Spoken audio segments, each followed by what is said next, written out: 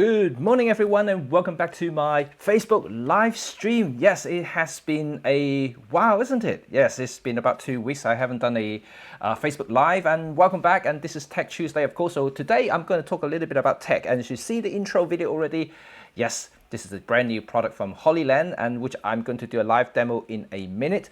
And yeah, it's exciting, and I don't know how much I would like to say thank to all of you who have given me lots of support and love and messages. And seriously, I was definitely overwhelmed by all the care that you guys have shown me, and it's really appreciated. Not only from Facebook here, I've got another community running on YouTube. I've received hundreds of messages, and which is actually amazing. So thank you very much for that. And it's still a little bit hard to absorb, obviously the sad news that about my father's passing just under a week ago. So I'm still trying to digest this news at the moment. But anyway, I'm slowly getting back to normal, and this is Tech Tuesday, of course, and this is the only live that I'm doing this week though, however, and I'm gonna because I have a couple of video projects I'm continue running for the release next week. So it's exciting. Next week is going to be very exciting. So I can't wait to show you exactly what I've done. So you just have to stay tuned for that. But all the Facebook live stream will slowly coming back to normality. So you will be able to see me more like a regular thing that what we did before, between Monday to Friday, same time, 11 a.m. BST, of course.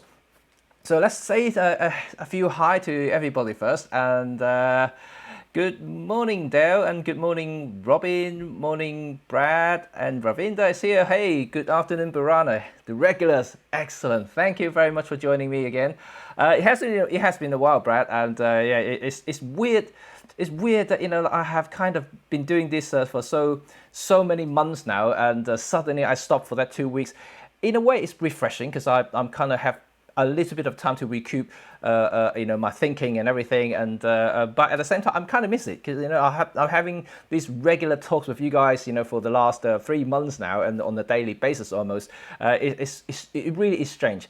But anyway, so Tech Tuesday, you see my title, and I'm going to talk a little bit about a few things. Of course, the first thing would be the fantastic brand new Hollyland 300 Pro, which I have it right here, is actually working at the moment. Yeah, so I'm going to do a live demo at the moment, and once again you can see how good the Olympus OMD EM1 Mark III facial tracking is on live videos, which is actually fantastic stuff. And I'll also be doing a kind of like a side-by-side comparison between this and the one that I have been using a lot from Hollyland, which is the 400S, which some of you might have seen the demo already. But at the same time, I want to talk a little bit about tech in general, such as the ultra high resolution video that you've seen in the news these days, not only from Canon's 8K R5 and a mirrorless camera, but also the 12K, yes, you heard that right, 12K video camera from Blackmagic. It's exciting. Of course, it's exciting. I always said, I'm not trying to discount anybody about,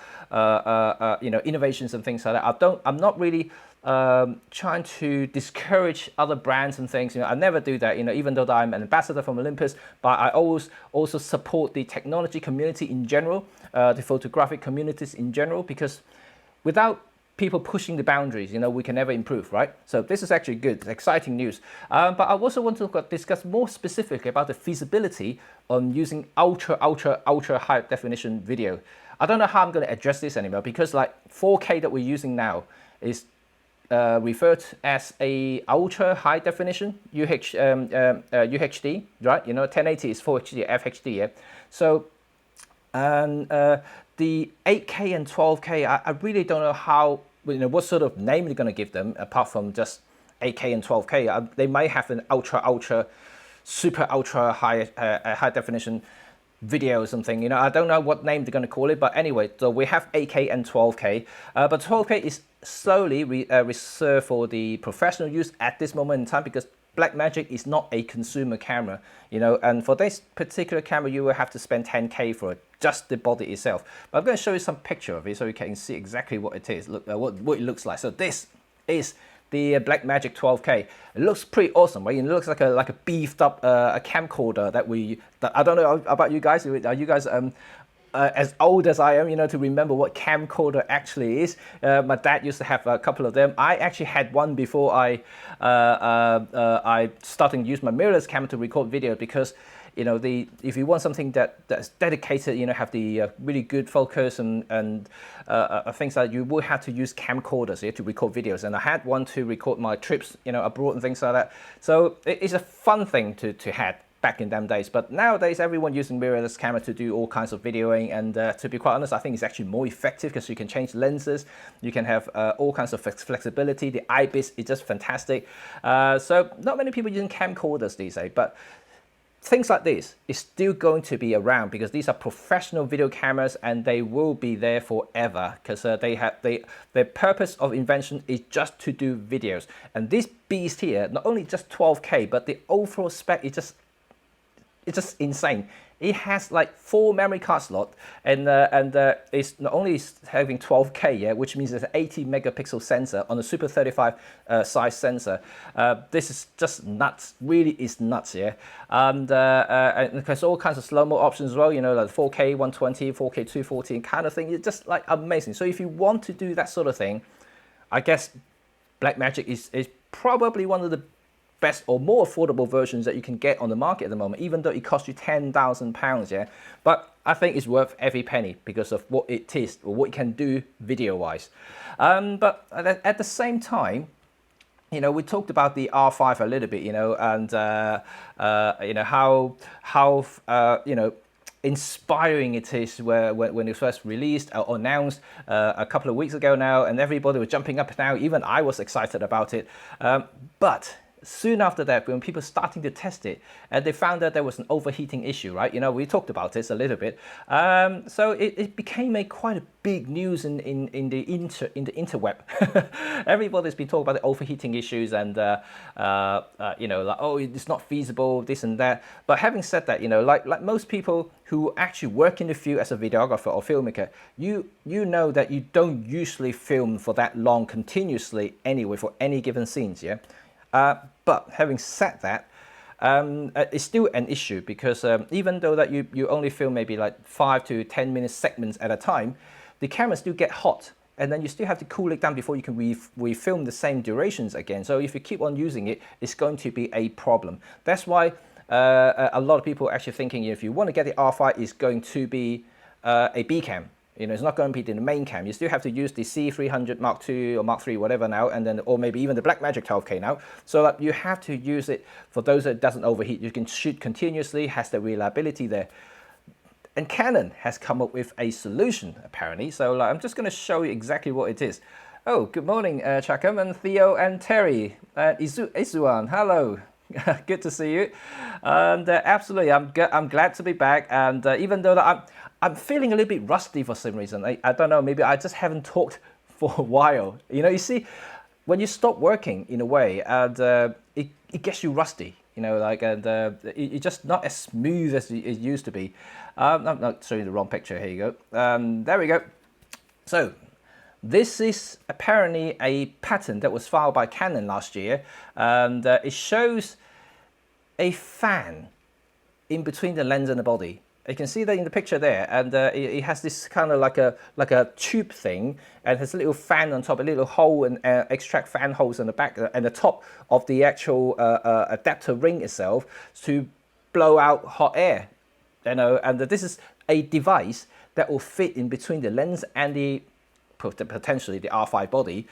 So they actually they are aware of the overheating problem. They just never kind of talk about it when they announced it.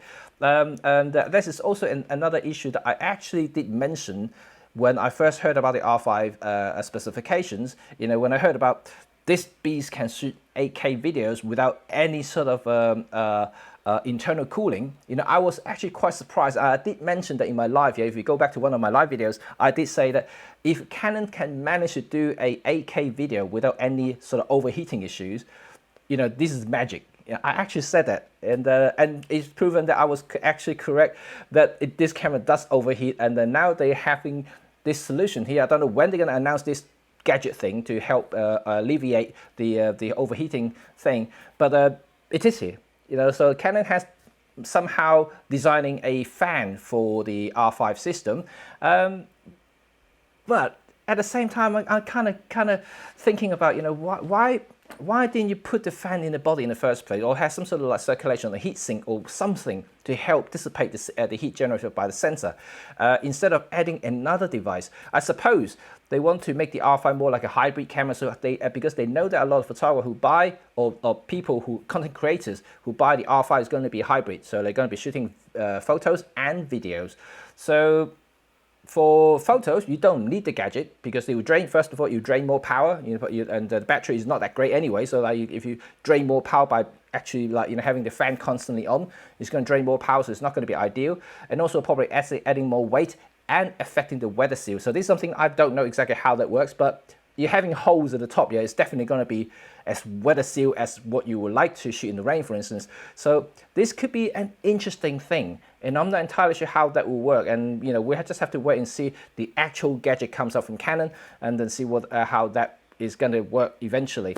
But from my understanding is, just basically looking at this picture here, just going to get you another picture here, so you can see the kind of really detailed picture here showing you exactly how that will work. I'm just going to blow it up a little bit bigger. Ooh, let me just set it back here. So you can see that it's quite bulky, this thing. It's not going to be small.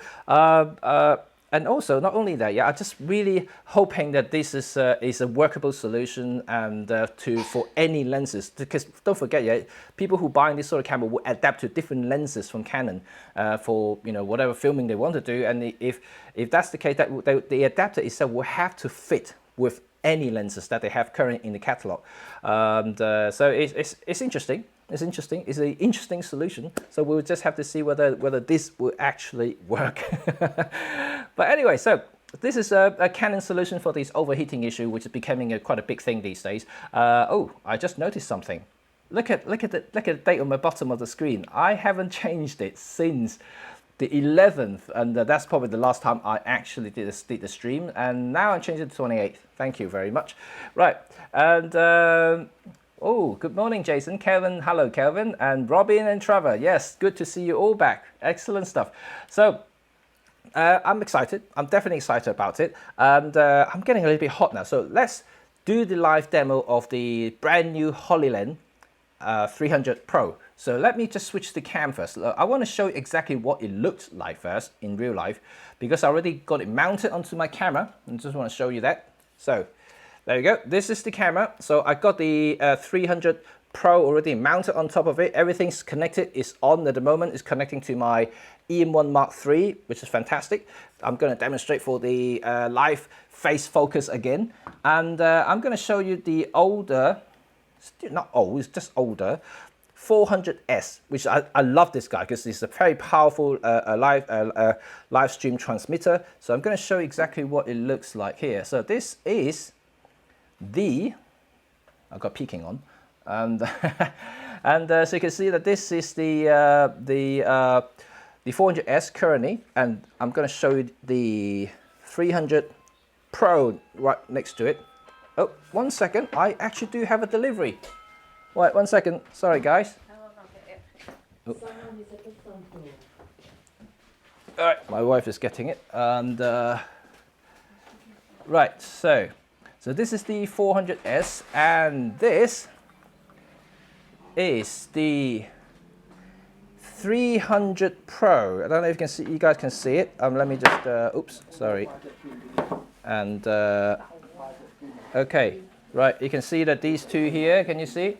So in terms of size-wise, they are very, very similar between the two here. The design has definitely changed, and I would say the 300 Pro is definitely have that modern touch to it. It's more angular, and it's more space-like, while this one is more utilitarian. It's very functional. It's very different feel altogether.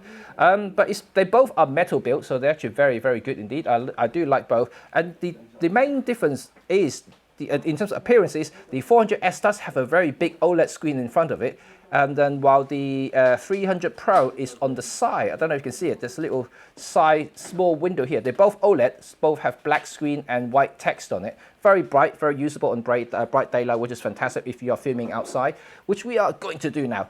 So let me just go back to it. And I'm going to talk a little bit about it in a minute. Right, and let me just settle it down so I can take the camera outside because I am super hot. Right, how I'm going to take out the peaking. Let me just switch. Oh, I switch out the peaking now. Right. Okay. Let's go outside for a little chat, and then we can come back for it. And ooh, right. So guys, if you can't see, so you can if I'm not responding to any of your comments, only because I am not able to see anything. And so let me just right. Is everything? Let me just check my screen there. It is working. Oh, I am hot. I'm really hot. Okay, so you can see once again the box is highlighting my face, and which means that the actual facial recognition from the OMD M1 Mark III is working perfectly, which is good. So if I can move left and right, it should be able to focus me accordingly. And at the moment I'm set it to 1.2. Of course, you can see the shallow depth of field, the creamy feather bokeh is working its hardest at the moment to please you guys about the image quality. But in terms of the streaming quality, you know, I don't see any difference between the 300 Pro and the 400S. So according to Hollyland, these two should perform really similarly. At the moment, I don't have the exact comparison between the two because I got this as a test unit from Hollyland some weeks ago, so I was testing it. From what I usually do about live streaming and filming, I don't see actual major differences between the 400S and the 300 Pro. I do know in terms of pricing, the 300 is slightly cheaper than the 400. However, I do see a couple of differences. First of all, the 300 Pro does use USB-C charging, so I mean powering, so you can actually attach the USB-C cable connecting to a power bank and power the unit rather than using the NPS battery or plugging it to the mains directly. While the 400S does have a dedicated power cable for the receiver, and the actual transmitter itself will have to use the NPS battery. So the powering option is slightly different there, and also the antenna for the receiver is built in. So as you see earlier, there is no like kind of this horny thing. Horny sounds horny. This antenna sticking up from the unit, so everything is built in. So just all you have is just a little matchbox there. While the 400S do have dual antennas there, so you have two things sticking up. So kind of physically, that's really is the difference there. In terms of range and the actual setting, they're all 1080. They all run about the same similar thing, 300 feet, about 100 meters range. You know, very very similar in terms of that. I don't see any difference whatsoever in terms of performance wise, but you know, you do have options now because the 300S is actually slightly more affordable compared to the 400S.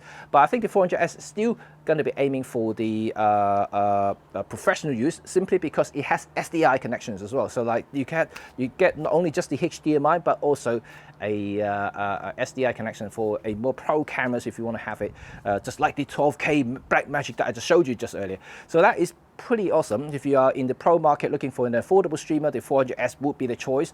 But for other consumers, and the 300 Pro is actually pretty good. As you can see, that it works for live streaming very well, and I love to do this live stream using the wireless transmitter because I can move it around really cool. So I can just walk around like this, and just show that I'm able to do this wirelessly. And by the way, you know, my garden still looks like a mess, but my gardener is finally coming this week. We're gonna have a full refurb of the whole garden. So hopefully, in the near future, I don't have to blur out the background because it's just very unpleasant at the moment. So I will be able to show you my garden, what it looks like when it's finished. And this should take about three weeks to do. So hopefully in the next few weeks, you'll see my new garden. How's that?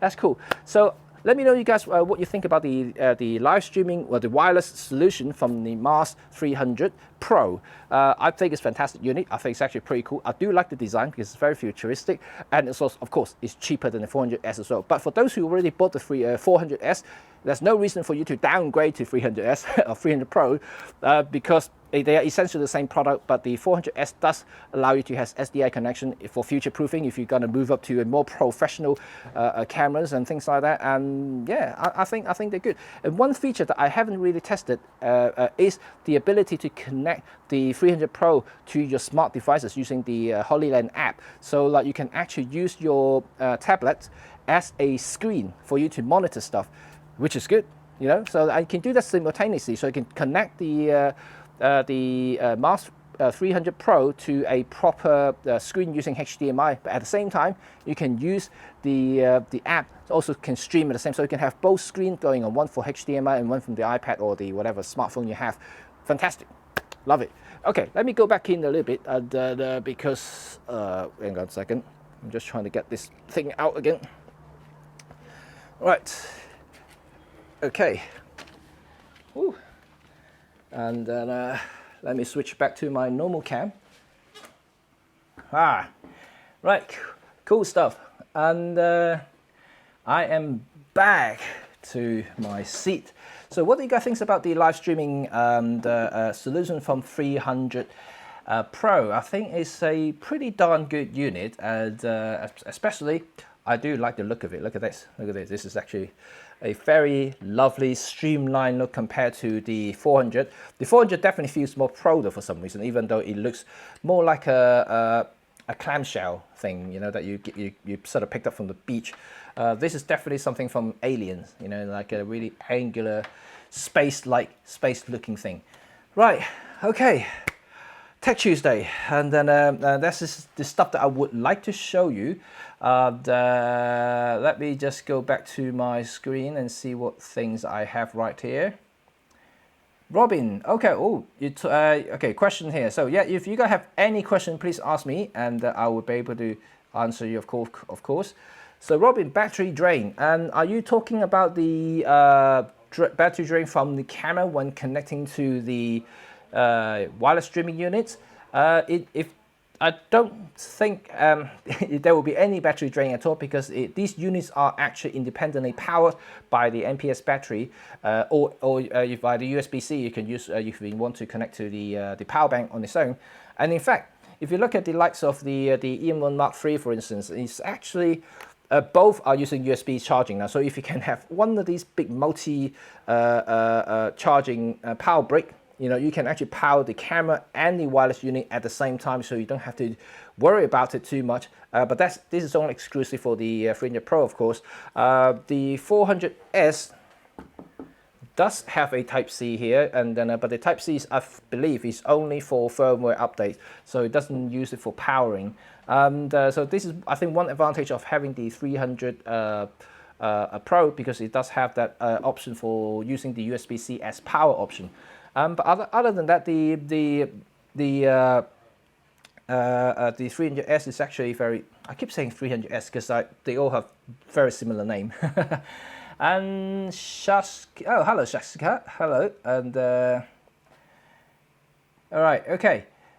Let me see anything else that I would like to talk about today before I end the live stream today. It's only a little bit short today, only because I still feel that my brain is not functioning properly.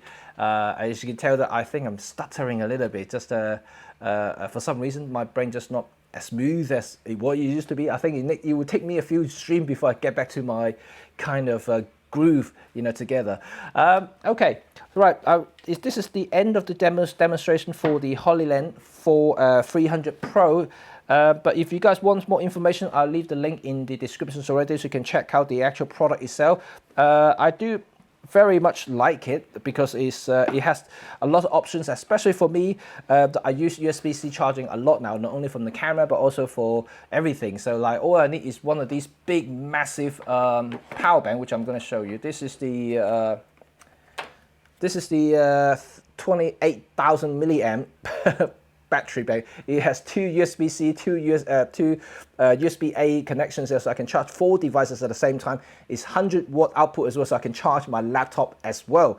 So this thing is beast. So like, all I need just to take one of these and charge everything that I have. So it's pretty cool, pretty awesome there. So if you guys want to find out what happened to these things, I can leave a link in the description. I got it from Amazon, so it's quite costly though. These things, I think it's £130 or something like that, £120. But given the capacity and also the flexibility on all these ports here, is actually pretty good. I mean, imagine that you're running out of power in the field. This would be a lifesaver, especially charging all your cameras if you need, charging everything, including your computer. So because 100 watt, yeah, there's not many 100 watt power bank out there that allow you to charge the laptop at full speed. So that is something quite exciting. Anyway, so that is pretty good there, and I shall end my stream today because I'm going to come back. So this, just to remind you that I don't have any YouTube live this weekend, this Wednesday, and I'm going to continue giving my brain a little rest until next week. So everything's going to come back to normal next week. So I'm going to start my live stream on Monday to Friday, 11 a.m. BST, Facebook right here. I'm going to have the same theme again. The Monday will be just general update, and Tuesday will be Tech Tuesday again. Wednesday will be Olympus stuff, and so forth. Yeah, you got the schedule from last. If not, I'm going to repost my schedule for my live stream later after this one here. And then also the YouTube live will be back on Wednesday afternoon, 3 p.m. BST. So hopefully everything will be back to normal, and you guys will be able to enjoy my content once again. And having said that, I do have to apologize if today feels a little bit weird and a little bit rusty, and I don't even know what I'm talking about, just because I don't. Not that I don't want to kind of do things properly, just because I don't think my brain is actually working properly at the moment. But at the same time, I just want to show my face, just because I think that I feel that I kind of needed to show it, to see that, to show you that I'm alive, I'm okay, and also I would like to thank you personally about all the support that I've got from you guys, and which is actually fantastic. So thank you very much again for joining me, and I'm definitely will be back, and I will show you once again the 300 Pro video that I made for Hollyland, and so hopefully you guys enjoy. And before I say goodbye to you all, enjoy this. Bye for now.